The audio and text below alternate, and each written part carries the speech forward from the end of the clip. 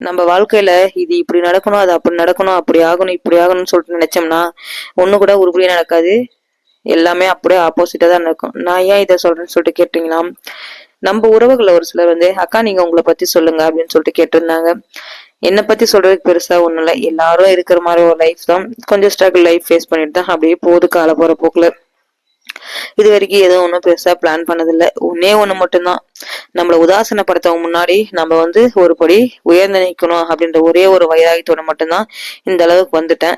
சரி வாங்க அது என்னென்னு சொல்லிட்டு நான் எப்படி என்னுடைய லைஃபை கடந்து வந்தேன் அப்படின்றத பார்க்கலாம். வீடியோக்குள்ள போயிட்டு ஏதோ என்னுடைய லைஃப்ல ஃபேஸ் பண்ண சின்ன சின்ன விஷயங்கள் வந்து நான் சொல்றேன். வாங்க வீடியோக்குள்ள போயிட்டு பார்க்கலாம். வீடியோக்குள்ள போறதுக்கு முன்னாடி நீங்க இப்பதான் நம்ம சேனலை ஃபர்ஸ்ட் டைம் பாக்குறீங்கன்னா மறக்காம நம்ம சேனலை சப்ஸ்கிரைப் பண்ணிக்கோங்க. பெல் ஐக்கனை கிளிக் பண்ணிட்டு லைக்ன்ற பட்டன் அமைத்து வீடியோ ஸ்கிப் பண்ணாம பாருங்க. வாங்க வீடியோக்குள்ள போலாம்.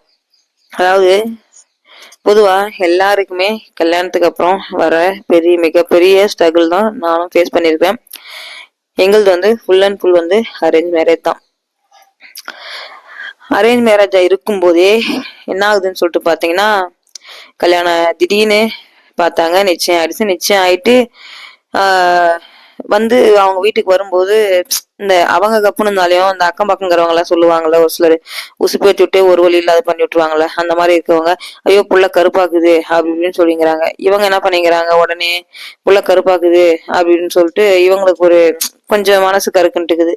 அதனால என்னன்னு தெரியல, கல்யாணம் அப்புறம் கூட வச்சுக்கோ எங்க வீட்டுக்காரங்களும் என் மேல சுத்தமா அந்த பாசன்றது ஒண்ணு கிடைக்காம போயிடுச்சு எனக்கு அவங்க கிட்டலாம். அதாவது நம்ம வந்து யாரை நம்பி போறோமோ, அதாவது கட்டினவங்களை நம்பிதான் போறோம். அந்த இடத்துல கட்டினவங்களே நம்மள வந்து கொஞ்சம் உதாசனப்படுத்தும் போது மத்தவங்க எப்படி இருப்பாங்க சொல்லுங்க பார்க்கலாம் நம்ம கிட்ட. அந்த மாதிரிதான் ஆயிடுச்சு என்னுடைய லைஃப்லயும். அது வந்து ஒரு ஸ்டார்டிங்ல ரொம்பவே கஷ்டமா தான் இருந்துச்சு. என்னடா இது நம்மளுக்கு இப்படி நடக்குது அப்படின்னு சொல்லிட்டு. ஏன்னா எங்கேயோ இருந்து நம்ம எங்கேயோ வரோம். இந்த மாதிரி நடக்கும்போது பக்கம் திடீர்னு அம்மா வீடு அந்த கூட வச்சுக்க, நம்ம அம்மா வீட்டுக்கு போகலாம் செய்யலாம் நம்ம இதெல்லாம். ஆனா எங்கேயும் ரொம்ப கட்டிட்டு வந்தது ரொம்ப தூரம். அந்த மாதிரி இருக்கிற சமயத்துல வந்து ரொம்பவே கஷ்டமா இருந்துச்சு. நிறைய ஸ்ட்ரகிள் ஃபேஸ் பண்ணிருக்கிறேன். நிறைய தப்பான ஒரு சில திங்கிங்லாம் கூட வரும். பட் அதுக்கு மேல அதுக்கப்புறம் வந்து கடவுளா பார்த்து எங்க பொண்ணு ஒண்ணு பிறந்தா. எங்க பொண்ணு பிறந்ததுக்கு அப்புறம் சேம் அதே தான் தொடர்ந்து அப்படி இருக்கும்போது எனக்கு எந்த பிரச்சனைகள் வந்தாலும் எனக்கு என்ன தோணும்னு சொல்லிட்டு பாத்தீங்கன்னா, ஒரே ஒண்ணு மட்டும்தான் தோணுச்சு. நான் வந்து கல்யாணத்துக்கு முன்னே வந்து நிறைய பிரச்சனைகளை வந்து ஃபேஸ் பண்ணியிருக்கேன். எனக்கு இன்ன வரைக்குமே எனக்கு வந்து வயசு 34 இது வரைக்குமே அந்த பாசன்றது ஒண்ணு கிடைக்கல. இப்போ ஒரு 2 வருஷத்துக்கு முன்ன வரைக்குமே. இப்போ வந்து நான் நல்லா இருக்கிறேன், ரொம்பவே சந்தோஷமா இருக்கிறேன். நான் எப்படிலாம் என்னோட வாழ்க்கையில எனக்கு என்னென்னலாம் கிடைக்கணும்னு சொல்லிட்டு ஆசைப்பட்டனோ அது எல்லாமே இப்ப கிடைச்சிருக்குது. அது எப்படின்னு சொல்லிட்டு நான் சொல்றேன் லாஸ்ட். அந்த மாதிரி எனக்கு அந்த 32 வயசு வரைக்குமே எனக்கு நான் ஆசைப்பட்ட மாதிரி அந்த அன்புன்றது ஒண்ணு கிடைக்கல. அதுக்காக மட்டும்தான் நான் வாழ்க்கையில இவ்வளவு நாள் வந்து இயங்கிட்டு இருந்தது. அதாவது அந்த நமக்கு பாசன்றது ஒண்ணு யார்கிட்டயாச்சும் ஒருத்தர்கிட்ட அந்த உண்மையான அன்பும் அரவணைப்பு கிடைச்சா வச்சுக்கோ, நம்மளுடைய வாழ்க்கையில எவ்வளவு கஷ்டம்னாலே நம்ம ஓடலாம், எவ்வளவு கஷ்டம்னாலும் தாங்கலாம், எவ்வளவு தூரம் வேணாலும் நம்ம ஓடலாம் அப்படின்ற மாதிரி நம்ம மனசுக்குள்ள ஆட்டோமேட்டிக்கா ஒரு எனர்ஜி வந்துடும். அந்த மாதிரிதான் சரி அந்த ஒரு அன்பை மட்டும்தான் எதிர்பார்த்தேன். அந்த அன்பு எந்த ஒரு இடத்துலயுமே யாருக்கிட்டயுமே நமக்கு கிடைக்கல. அந்த மாதிரி சமயத்துல ரொம்ப மனசு வெறுத்து போச்சு. அதுக்கப்புறம் சரி பிள்ளைங்கன்னு வந்துருச்சு, பிள்ளைங்களுக்காக நம்ம வாழணும்ல.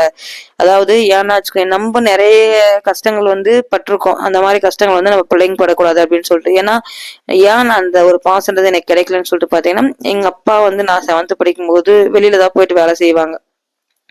ஒரு விட்டு ஊர் போய் தான் சம்பாரிச்சு வருவாங்க. அந்த மாதிரி சம்பாதிக்க போகும்போது இடத்துல ஒரு பஸ் ஒன்று ஆக்சிடென்ட் ஆயிடுச்சு. ஆக்சிடென்ட் ஆகிட்டு கால் போயிடுச்சு. கால் போயிட்டு ஒரு 1.5 வருஷம் உட்காந்த இடத்துல இருந்தாங்க. அதுக்கு மேல வந்து பெருசா வெளியில போயிட்டு வேலை செஞ்சு சம்பாதிக்கிற அளவு இல்ல உடல்நிலை. அதனால எங்க அம்மா வெளியில போயிட்டாங்க. அப்ப வந்து எங்க அப்பா சமைச்சு வச்சுப்பாங்க, ஸ்கூலுக்கு போவோம் செய்வோம் வருவோம். அப்படியே ஓரளவுக்கு ஓடிச்சு பொழப்பு. அதுலயும் பல ஸ்ட்ரகிள். அந்த ஸ்ட்ரகிளுமே ஓரளவுக்கு எங்க அம்மா என்ன காலேஜ் வரைக்கும் படிக்க வச்சுட்டாங்க. அப்போ ஒரே ஒரு எண்ணம் என்னன்னா, நம்ம இவ்வளவு கஷ்டப்பட்டு நம்ம பேரண்ட்ஸ் வந்து எங்க அம்மா என்ன கஷ்டப்பட்டு படிக்க வைக்கிறாங்க. ஒரு விட்டு ஊரு போய் எங்க அம்மாவுக்கு எந்த ஒரு சூழ்நிலையும் நான் வந்து கெட்ட பேர் வாங்கி கொடுக்க கூடாது. என்னுடைய நடத்தையிலும் சரி என்னுடைய ஆக்டிவிட்டிஸ்லயும் சரி எந்த ஒரு கெட்ட பேரும் வாங்கி கொடுக்க கூடாது அப்படின்ற ஒரு சூழ்நிலை தான் வளர்ந்தேன். அதே ஒரு திங்கிங் தான் இப்ப கல்யாணம் ஆன அப்புறமும். அதாவது என் ஹஸ்பண்ட் வேணா என்ன பாக்குறாங்க பாக்கல, அவங்க எப்படியோ இருக்கட்டும். அவங்களுடைய ஒரே மிஸ்டேக் என்னன்னு சொன்னா அவங்க ட்ரிங்க்ஸ் பண்ணுவாங்க, அவ்வளவுதான். அதாவது அந்த வீட்டுல ஃபர்ஸ்ட் பிள்ளைங்களை அப்புறம்ட்டா செல்லம் கொடுத்து அவங்களுக்கு எடுத்துருவாங்கன்னு சொல்லிட்டு சொல்லுவாங்கல்ல. அவங்க எதை பண்ணாலுமே அவங்க வந்து சப்போர்ட் பண்ற மாதிரி ஒரு மனநிலை. ஏன்னா செல்லம். அந்த மாதிரிதான் எங்க வீட்லயும். அப்புறம் சரின்னு சொல்லிட்டு, ஏன்னா இது தப்பு அது தப்புன்றதை அவங்களுக்கு எடுத்து சொல்ல மாட்டாங்க. புள்ள எதா பண்ணாலும் செல்லம், அவ்வளவுதான், போ தெரியாத புள்ள பண்ணுச்சு அப்படின்ற மாதிரி விட்டுருவாங்க. அந்த மாதிரிதான் ஆயிடுச்சு. அதனாலயே என்னமோ ஸ்டார்டிங்ல நான் அந்த அளவுக்கு கஷ்டப்பட்டேன். ஆனா அதுவும் ஒரு நல்லதுக்குன்னு சொல்லிட்டு நான் இப்ப நினைக்கிறேன் உண்மையாலுமே. அந்த மாதிரி இருக்கும் பட்சத்துல நான் கல்யாணம் ஆன அப்புறம் வந்து அவங்களுக்குமே ஒரு கரெக்டான மரியாதைன்றது வந்து கிடைக்காம போயிடுச்சு. ஏன்னா ட்ரிங்க்ஸ் பண்றாங்க அப்படின்றதுனால. அதுக்கப்புறம் நான் பார்த்தேன். ஏன்னா நம்ம கொஞ்சம் அதுக்கு முன்னே கொஞ்சம் அந்த நல்லது கெட்டது அந்த கஷ்ட நஷ்டம் என்னன்றது உணர்ந்துட்டு வந்த ஆளு. அதனாலயே நமக்கு அது தெரியும். அதனால நான் என்ன பண்ணேன்னு சொல்லிட்டு ஸ்டார்டிங்லாம் கொஞ்சம் கஷ்டமா தான் இருந்துச்சு. அப்புறம் நான் என்ன பண்ணேன்னு சொல்லிட்டு பாத்தீங்கன்னா, ஓ இப்படியே இருந்தா செட் ஆகாது. ஏன்னா நம்ம வந்து பெருசா அழகாவும் இல்ல, பெருசா நம்மளுடைய ஃபேமிலி பேக்ரவுண்டும் பெருசா இல்ல. அதனால நிறைய பிரச்சனைகள் ஃபேஸ் பண்ண வேண்டியதா போயிடுச்சு. பெருசா எங்க அம்மா எங்க அப்பா செய்யவும் இல்லை. எனக்கு வந்து அவங்களால முடிஞ்சது செஞ்சாங்க கல்யாணத்தப்ப. அதுலயும் ஒரு குறை, இவ்வளவுதான் பண்ணிட்டு வந்தா அவ்வளவுதான் பண்ணிட்டு வந்தா அப்படின்னு சொல்லிட்டு. அந்த மாதிரி இருக்கும் பட்சத்துல எங்க வீட்டுக்காரர்கிட்டயுமே எனக்கு கிடைக்கிற ஒன்ற அந்த அன்புன்றது ஒண்ணு இல்ல. சுத்தமா ஒரு பாசமே இல்ல. ஏதோ அவ்வளவுதான். சுத்தமா நீ தின்னியா தின்லியா, நீ இருக்கிறியா இல்லையா, அந்த மாதிரிலாம் இல்ல. நீ போனா கூட போய்க்கோ, அவ்வளவுதான், யாரு உன்னை கேக்குறான் அப்படின்ற மாதிரி இருந்தாங்க. அதனால சரி நான் என்ன பண்ணேன், அதாவது நம்ம அப்படி டக்குன்னு போக முடியாது. ஏன்னா நம்ம அம்மா அப்படி கஷ்டப்பட்டு செஞ்சுதுங்கிறாங்க. நம்ம வந்து கஷ்டமோ நஷ்டமோ இங்கேயே வாழ்ந்துதான் ஆகணும் அப்படின்ற ஒரு சூழ்நிலை. ஏன்னா நம்ம போயிட்டா வச்சுக்கோ, நம்ம அம்மா அவ்வளவு கஷ்டப்பட்டு செஞ்சு நம்மளுக்கு இந்த அளவுக்கு பண்ணியும் நான் அவங்களுக்கு ஒரு கெட்ட பேர் வந்துருமே அப்படின்ற ஒரு மைண்ட் தாட் எனக்கு. அதனால சரி கொஞ்சம் அப்படியே போச்சு காலங்கள் தள்ள தள்ள. அதுக்கப்புறம் நான் யோசனை பண்ணேன், இவங்களை நம்பினா வேலைக்கு ஆகாது, நம்ம வந்து சுயமா நம்மளுடைய காலில் நிக்கணும் அப்படின்னு சொல்லிட்டு நான் முடிவு பண்ண ஆரம்பிச்சு ஃபர்ஸ்ட் வந்து என்னுடைய லைஃப் வந்து அவங்க கிட்ட, அவங்க வந்து ஒரு பிரைவேட் இதுல தான் ஒர்க் பண்றாங்க. ஒரு போதுமான வருமானம் வரும், பட் இருந்தாலும் நம்ம கைக்கு வந்து வராது. அந்த மாதிரி இருக்க சூழ்நிலையில நான் வந்து ஃபர்ஸ்ட் வந்து ஒரு மாட்டுல என்னுடைய வாழ்க்கையை ஸ்டார்ட் பண்ணேன். ஆனா மாடுன்னா என்னன்றது எனக்கு தெரியாது, எங்க அம்மா வீட்டுல இல்ல.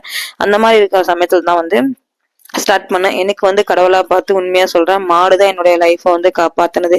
நான் பெருசா நகை நட்டுலாம் போட்டுனால ஒரு 7 பவுன் போட்டு வந்தேன், அவ்வளவுதான். எங்க அம்மா வீட்டுல இருந்து அதாவது இந்த நெக்லஸ் எல்லாம் போறதுக்கு ரொம்ப ஆசை எனக்கு காலேஜ் படிக்கும் போதெல்லாம். அப்ப போல ஒரே ஒரு அட்டைப்பட்ட சைன் மட்டும் தான் எங்க அம்மா போட்டாங்க.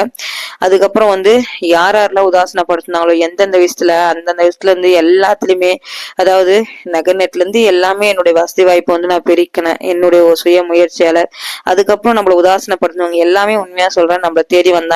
ஆனா அப்ப நான் மனசுக்குள்ள ஒரு சின்ன சிரிப்பு ஒண்ணு சிரிச்சேன். அதாவது ஒரு மனுஷங்கிட்ட அந்த காசு பணம் படுத்துற பாடு எவ்வளவு பாடுபடுத்துது பாரு அப்படின்னு சொல்லிட்டு. அதுக்கப்புறம் உண்மையா என்னன்னு தெரியல, இப்போ ஒரு 2 வருஷமா எங்க வீட்டுக்காரர் அந்த அளவுக்கு, அதாவது நான் எந்த மாதிரிலாம் ஒரு அன்பு கிடைக்கணும் அப்படின்னு சொல்லிட்டு எதிர்பார்த்தனோ அதை அவ்வளவு 4 அவ்வளவு எனக்கு உண்மையா அவங்க கிட்ட கிடைச்சிருக்குது. இப்ப 2 வருஷமும் வந்து என்னுடைய வாழ்க்கை அவ்வளவு ஒரு அழகா இருக்குது. அதாவது முள்பாதையானது இப்ப பூப்பாதையா அவ்வளவு ஒரு சந்தோஷமா இருக்குது. இதுக்கெல்லாம் ஒரே ஒரு காரணம் வந்து என்னுடைய பொறுமையே என்னுடைய உழைப்பு மட்டும்தான். அதாவது நம்ம உண்மையா இருந்தா கண்டிப்பா ஒரு நாளைக்கு நம்மளுடைய அன்பு வந்து அவங்களுக்கு புரியும். ஏன் நான் இதை சொல்றேன்னு சொல்லிட்டு பாத்தீங்கன்னா, அதாவது இந்த கல்யாணம் ஆன புதுசுல ஆஹா ஓஹோன்னு தலைமையில தூக்கி வச்சு தாங்குவாங்க. அதெல்லாம் எது வரைக்கும்னு சொல்லிட்டு பாத்தீங்கன்னா வச்சுக்கோங்க, ஒரு குழந்தை பிறக்கிற வரைக்கும். அதுக்கப்புறம் வந்து ஒரு ஏதோ ஒரு சந்தர்ப்ப சூழ்நிலையில வந்து அவங்களுடைய லைஃப்ல அவங்க இல்லாம கூட போயிடுவாங்க, விட்டு போயிடுவாங்க. கடைசியில குழந்தையும் அந்த பொண்ணு வச்சுட்டு ரொம்ப கஷ்டப்படுவா. ஆனா என்னுடைய லைஃப்ல அந்த மாதிரி இல்லை. அதாவது படுற கஷ்டத்தை ஃபுல்லா அந்த 13 வருஷத்துல பட்டேன். இப்போ வந்து நான் எனக்கு அந்த கல்யாணம் ஆன புதுசுல எல்லாருக்கும் ஒரு அன்பு கிடைக்கும் பாருங்க, அதை விட 4 மடங்கு கிடைச்சிருக்கு. இந்த அன்பு வந்து காலங்காலமா நீடிக்கும். நம்ம உடம்புல வந்து உயிர் இருக்கிற வரைக்கும், நம்ம உடம்பு மண்ணுக்கு போற வரைக்குமே கண்டிப்பா அந்த அன்பு வந்து நம்ம கூட வரும். இன்னும் இருக்கு அதிகமா தான் வருமா தவிர குறையாது. நான் அதனால ரொம்பவே சந்தோஷப்படுறேன். அப்ப கிடைக்காத அன்பு இப்ப கிடைச்சது வந்து, அதாவது படுற கஷ்டத்தை ஃபுல்லா ஃபர்ஸ்ட்லயே பட்டு இப்போ ஒரு சந்தோஷமான வாழ்க்கை வாழறது ரொம்பவே சந்தோஷமா இருக்கு. இனி வந்து வாழ்க்கை பூரா வசந்தமா தான் இருக்கு என்னுடைய வாழ்க்கையில உண்மையாலுமே. இதுக்கு எல்லாம் ஒரே காரணம் வந்து என்னுடைய பொறுமையே என்னுடைய அன்பு மட்டும்தான். இப்ப நிறைய டைம் எங்க வீட்டுக்காரர் தொடர்ந்து கேட்பாரு, வாரத்துல ஒரு குறைஞ்ச 4 டைம் கேட்பாங்க. ஏதாவது ஒரு ஃபர்ஸ்ட்லாம் ரொம்பவே ஏங்குவேன், நம்ம கிட்ட ஒரு கொஞ்ச நேரம் உட்காந்து பேசுவாங்களா அப்படின்னு சொல்லிட்டு. இப்பெல்லாம் வந்து ரொம்ப நேரம் எங்களுக்கான அந்த ரொம்ப 2 பேரும் உட்காந்து பேசுற டைம், பசங்க எல்லாம் உட்காந்து பசங்க நாங்கெல்லாம் உட்காந்து பேசுற டைம் எடுத்துக்கிறோம். எங்களுடைய கதையை வந்து பசங்களும் கேட்பாங்க உண்மையாலுமே. அப்ப எங்க வீட்டுக்காரர் கேட்பாங்க, வெக்கத்தை விட்டு கேட்பாங்க பசங்க முன்னாடி, நான் உன்னை ரொம்ப கஷ்டப்பட்டல அப்படின்னு சொல்லிட்டு. உண்மையாலுமே அது எனக்கு மனசுக்குள்ள அவ்வளவு ஒரு சந்தோஷமா இருக்கும் உண்மையா. அதுக்காகவே நான் இன்னும் ரொம்பவே ஓடணும், அவங்கள வந்து இன்னும் ஒரு நல்ல ஒரு பெரிய இடத்துல உட்கார வைக்கணும், கொஞ்சம் இன்னும் அவங்களுடைய தரத்தை வந்து உயர்த்தணும் அப்படின்னு சொல்லிட்டு ரொம்பவே சந்தோஷமா இருக்கு. இப்ப வந்து எனக்காக அவங்கள நிறைய மாத்திக்கிட்டாங்க. அவங்க கிட்ட இருந்த கெட்ட பழக்கத்துல விட்டுட்டு உண்மையாலுமே ரொம்பவே சந்தோஷமா இருக்கு. பிடிச்சிருந்தா லைக் பண்ணுங்க, சப்ஸ்கிரைப் பண்ணுங்க.